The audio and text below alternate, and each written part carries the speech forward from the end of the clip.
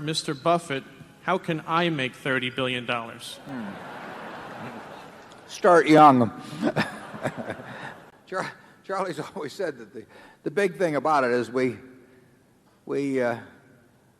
started building this little snowball on top of a very long hill. So we started at a very early age in rolling the snowball down. And of course, the snowball, the nature of compound interest is it behaves like a snowball of sticky snow. And the trick is to have a very long hill, which means either starting very young or living to be very old. I would do it exactly the same way if I were doing it in the investment world. I mean, if I were getting out of school today and I had $10,000 to invest, I'd start with the A's. I would start going right through companies, and I probably would focus on smaller companies because I would be working with smaller sums, and there's more chance that something is overlooked in that arena. And as Charlie has said earlier, it won't be like doing that in 1951 when you could leaf through and find all kinds of things that just leapt off the page at you.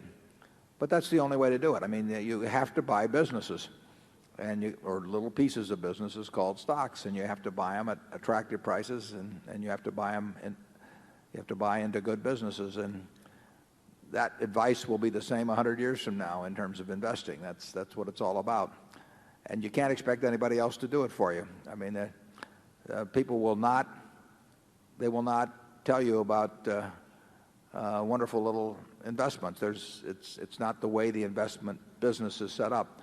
When I first visited Geico in January of 1951, I went back to Columbia, and that rest of that year I subsequently went down to Blythe and Company, and actually to one other firm that was a leading, Geyer and Company, that was a leading analyst in insurance.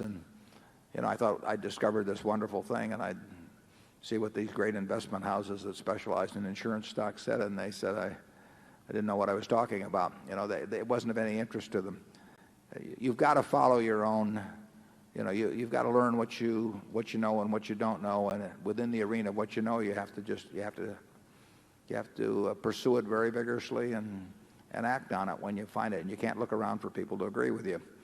You can't look around for people to even know what you're talking about. You have to